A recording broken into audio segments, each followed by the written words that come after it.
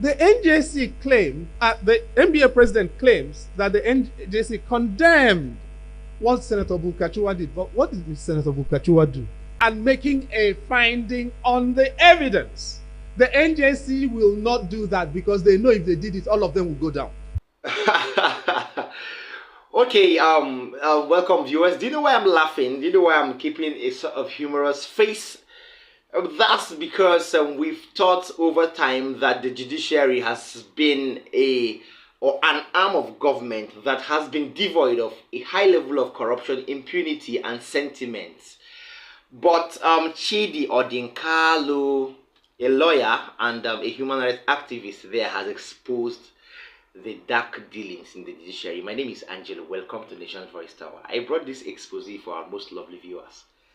On another news, Chidi Odinkalu, in the wake of the recent statement made by Senator Bulkachiwa over his alleged influence over his wife, who is a High Court judge and president of the Supreme Court, Chidi, who is a human rights activist and a lawyer, has exposed lots of dark secrets in the judiciary and in the judicial system of Nigeria. He has exposed the judiciary to a high degree, and this cannot be forgotten in a hurry. He even made an expose on the real-life scenario where the daughter of Senator and Justice Bulkachiwa gained favor or benefited from a sort of sentimental point of view, sort of like an employment or a sort of promotion, pointing to a high level of injustice, corruption, impunity, and sentiment in the judiciary. Let me allow you watch the full version of this, let me not say interview. It was an address to a crowd in the UK because that is where Chidi Odinkalu is based. He took his time to expose the judiciary in this case because right now the judiciary is on trial, not only at various petition tribunals, also at various points where you notice that even in the Senate, the judiciary has been exposed unknowingly by Senator Bulkachiwa. Watch this video. The NBA president claims that the NJC condemned what Senator Bulkachiwa did. But what did Senator Bulkachiwa do? He used parliamentary privilege to trump matrimonial privilege.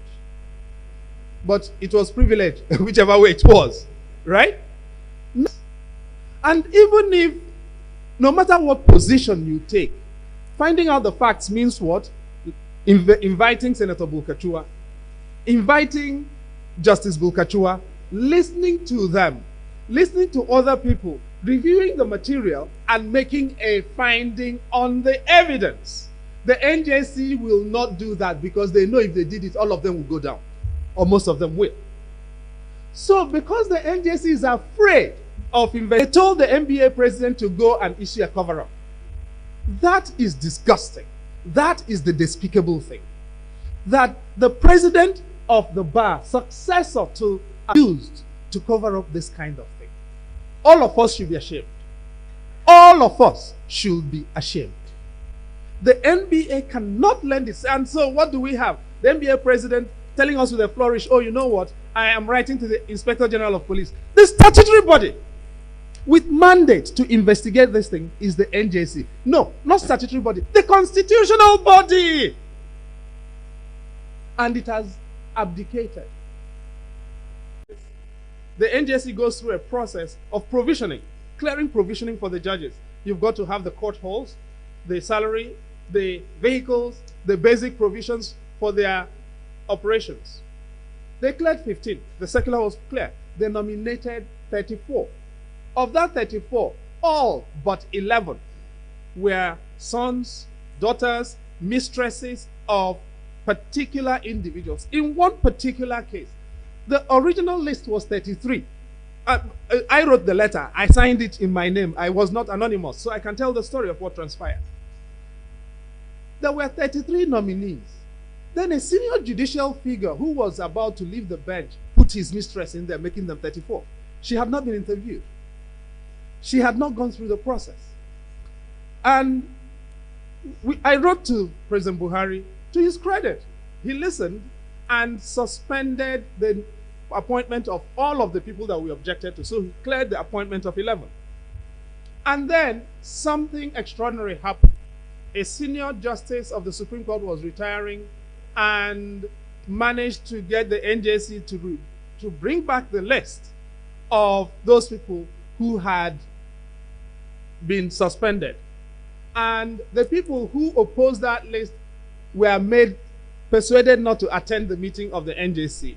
And this particular senior justice had their child in there, got the list approved, rushed to the president, all of them were appointed. They are now sitting on the bench, including the daughter of Justice Bulkachiwa and Senator Adamu Bulkachiwa. So judicial appointments have been totally captured. Politicians and judges make up and take up the appointments. And members of the NJC. If you give me the list of appointments, I will tell you who put the name in there. All I need is make it not more than 3 calls. I will tell you whose candidate is on the list.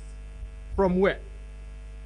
When you get to that point, to a point where good people, irrespective of where they come from, but suitable candidates can no longer make it to the bench, you know you're in trouble. And that is where we are. But it is not just because suitable candidates can no longer make it to the bench, and politicians now have decided that in order to have a successful political career, you need to carry a judge in your back pocket and in your bedroom. It is that to be able to proceed to anything in the country, judges and politicians decide what happens. So politicians no longer need our votes to become governors and presidents and legislators. They now need to settle judges only. It did not start today. It's the people who have captured the political system and captured the judiciary dare you to go to court because they'll tell you we own the judges. They're in our bedrooms. They're in our houses. We own them. You are not going to get anything. That is the story of hubris. There's also the story of mirth. They laugh at you, knowing that the courts are useless. And why are the courts useless? I don't believe that there is anyone here who does not know the case of Mojeku and Mojeku. And it is taught in family law, gender, human rights of women, constitutional law, and celebrated. All right, you've heard it all. That was just a cutaway from the interview. Thanks to Sahara reporters who made us have a better grip on that video evident. Now, the truth is, the judiciary is not devoid of corruption. Earlier on, I used to bring updates and end with the judiciary is on trial. Yes, even at the various petition tribunals we have, both in the governorship and the presidential petitions tribunal, the judiciary is on trial, okay? And we have said over time that the only reason why a politician loses elections at the polls and dares his opponent to go to court is because he believes, in quote, that he has the courts in his pocket. They believe they have these courts and judges in their bedrooms. They believe that they have a high grip or a very, very strong grip on the judiciary, which is not supposed to be so. So now you find us staging or staggering within the waters of lack of decision or undecisiveness, or indecision, let me say, where you notice that our elections are being ascertained, or results of elections or victories or electoral victories are being ascertained not by the people this time around, or are they ascertained by the polls, but they are being ascertained in courts, which is not supposed to be so. Right now in Nigeria, we're having an issue such as that. Lagos is having a tribunal ongoing. Benue State also have a tribunal ongoing. Nasarawa State have a tribunal. Lots of states have tribunals ongoing. River State also have a tribunal. And then the country itself, where Peter Obi is challenging the victory of Asiwaju Bola Ahmed Tinubu at the court, is still ongoing. So tribunals everywhere.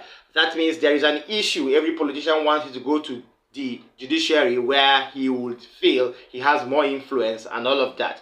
That is that on that particular update. I hope you enjoyed that, because we got that from one of our deep-rooted archives. Yes, the secretary to the government of Kano State and also secretary to Abba Kabir Yusuf, the incoming governor of Kano State, also known as Abba Gida Gida, Mr. Baffa Abdullahi, was granted or has granted an interview rather, where he spoke about the trending removal and destruction of structures ongoing in Kano State. The secretary rather stated that what the new government is doing is not demolition, according to him, but it is destroying all white elephant projects that were undertaken by the Abdullahi Ganduje government, which they feel is not of utmost importance to them. When asked if, of course, it's supposed to be that as the incoming government, you are not supposed to just demolish, you're supposed to attack, or you're supposed to a kind of start on the issues or those electoral promises you made to the people of Kano State. But he said that the demolition of these particular structures are actually the problem on ground. And I will bet you what, this is more political until you listen to what Baffa Abdullahi has to say over the recent incessant demolition of structures undertaken by the past and outgoing government of Abdullahi Ganduje. Stay tuned. What we are focusing on is development, not demolition. What is being removed from locations, public places, when anybody acquired illegally a piece of land belonging to school, belonging to hospital, belonging to cemetery, graveyard, there is nowhere in the world where such a thing will be allowed. And what we are removing are such illegal structures erected on land belonging or within hospitals, within campuses. Imagine going to primary school, demolishing classrooms and erecting shops. Imagine going to Kano State Polytechnic, demolishing lecture theaters, demolishing lecture halls, demolishing staff offices and erecting shopping malls and allocating plot of land for people to build houses. Imagine going to hospitals, demolishing doctors' quarters and selling up the land where doctors' quarters was located and erecting an event center for wedding ceremonies. These are the places that we believe that no responsible government will allow such a wrong allocation, such misplaced priorities to stand. And I'll tell you what, we are not only removing these structures. You see, government has multifaceted approach to doing so many things at the same time. We call that pipelining. We are pipelining so many projects at the same time. Education sector, health sector, agri sector, many things are going on, but people are focusing on this removal of these illegal structures because of vested interest. And vested interest is not going, we're not going to allow vested interest to stop the government of Engineer Abba Kabir Yusuf from doing what it has promised, from correcting the wrongs, the ills that were perpetrated by the previous administration. In other climes, people are giving out their own land, their own properties for schools to be erected, for hospitals to be built, for cemetery and graveyards to be in place. But here, government is taking over land belonging to schools and giving it to individuals, and individuals are collecting these lands, they are building their homes, they're building shops, and this is a misnomer. This is something that is completely antithetical to Kano culture, antithetical to Kano thinking, to our values. In Kano, in the attitude of a real Kano man, he gives what he owns for public good, not to take what belongs to public for personal use. And that's why we are correcting this. Baffa, let me come in here now. You say that all you've done is in the interest of the people to redress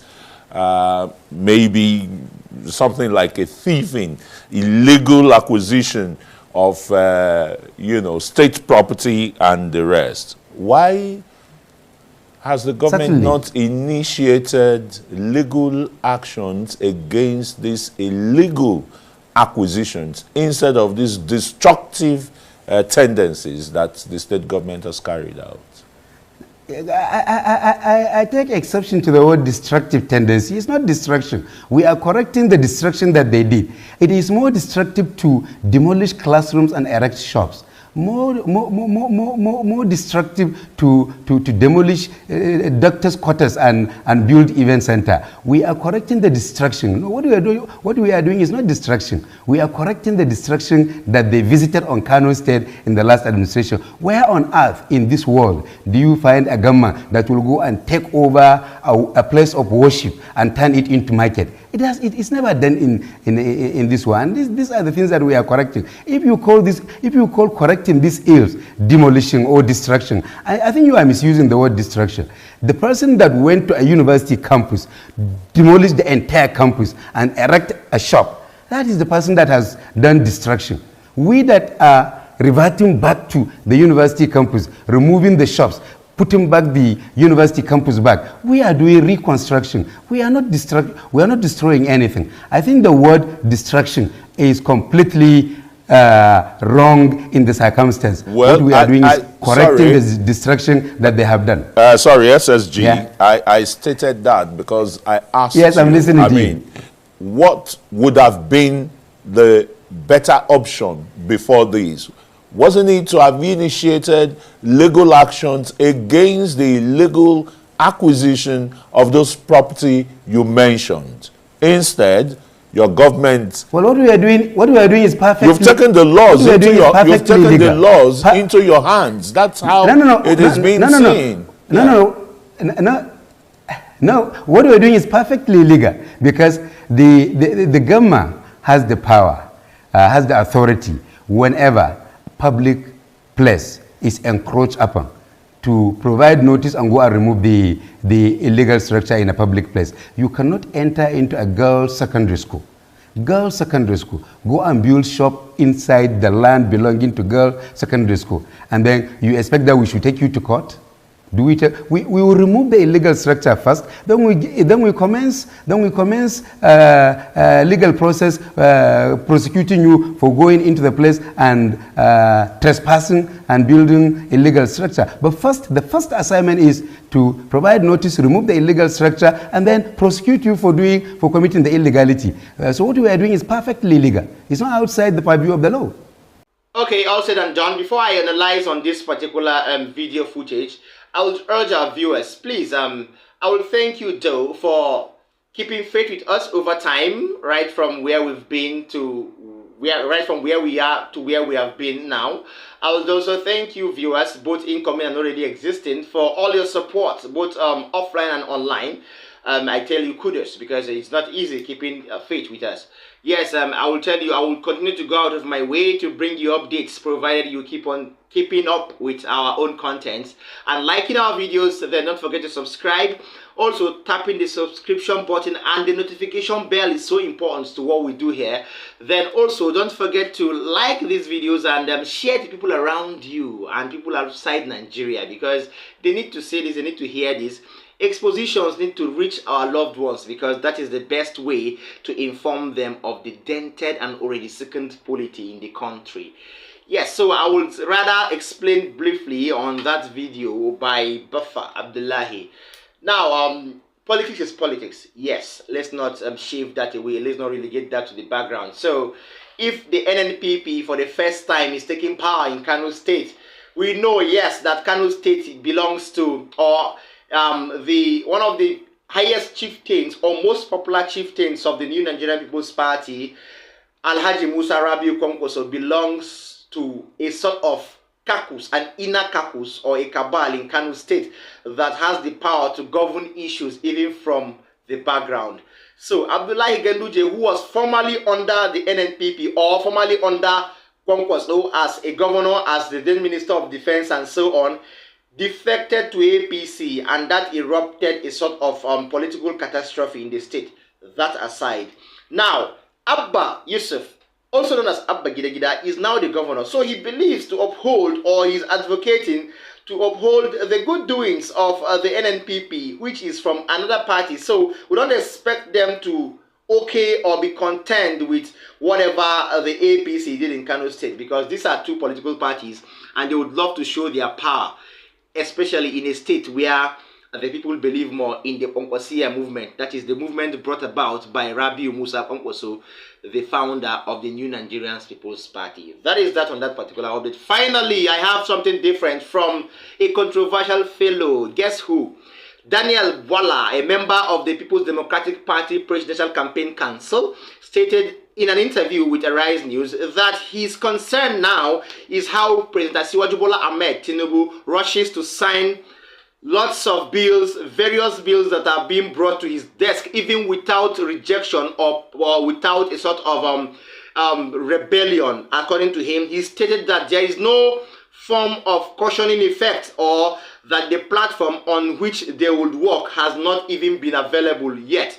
Wala made reference to the student loan and stated that these loans are not actually important right now because the conditions on which these loans were brought or made to be accessed by students are so hard that it's going to make it hard for the common man to gain access to. So he's asking the big question. He further stated that the government should probe the last administration of President Muhammadu Buhari and recover some money because that administration was very, very corrupt. And don't forget, they are from the same party, the All Progressive Congress. Let me give you a brief cutaway from Daniel Bwala in his interview. Watch this. That is point number 2. Number 3, look at the substance of what they say are the breakthrough. What are those things? Any law he signs did not emanate from him. It emanated in the 9th Assembly. He merely signed it. And in fact, the rush to sign is even my concern because most of this legislation that he's signing, the cushioning effect or the platform upon which they will work has not been made available. Now, I was asked a few days ago, what about the student loan and blah, blah, blah. I now said that there are the content are quite excited. I say, which banker will give you the money? There's no bank in Nigeria I see Father Christmas attached to their names. And where will the government get the money? If you look at the government as it were, look at the loan they will have to pay. There is no money anywhere. There are 2 ways by which they can generate money. One, they will have to probe the past administration and recover because there was massive corruption in the past administration. Number 2, they will have to expand the tax net to be able to get more money from it. To be able to do these 2 things, it doesn't happen in 3 weeks. So when you sign like removal of subsidy, you had a transfer of government from your own government to your own government. When the law was legislated, no platform was created or the cushioning effect, provisions were made. And then suddenly for the optics... Okay, Daniel Bwala on the mic, I would say he's always this controversial person. We don't know if Daniel Bwala belongs to the APC or whether he belongs to the PDP or... but over time, he has reiterated that he belongs just to the PDP because his allegiance is only to Atiku and Atiku alone. Well, the Atiku's loyalist, in quotes, has come out to say this. So we wouldn't be surprised. Politics is politics, and we would always see drama in politics, especially in Nigerian politics. So, according to what our political system has offered to us, I would love to tell Daniel Bwala that he should let the present government be because there is an ongoing petition in the Court of Appeal, and before that court or before the verdict is being determined, please, all parties should, let's say, keep peace or keep to yourself until we see the outcome in court. Because although the Labour Party and the PDP are making positive waves, I must say, but Daniel Bwala, please keep your peace. Don't dictate for the government because they were once your friends. The APC people were once your friends. So I would urge you to please keep your mouth in your pockets because I don't want a situation whereby you will raise concerns about anti-party activities from the PDP, which is not supposed to be right, especially wrong to your political career. So Daniel Bwala, that's your advice for today. So to our viewers, most lovely, thank you so much for staying this long, and thank you for always keeping fit with us. I will urge you, please keep a date with me in my next content. See you next time. Bye.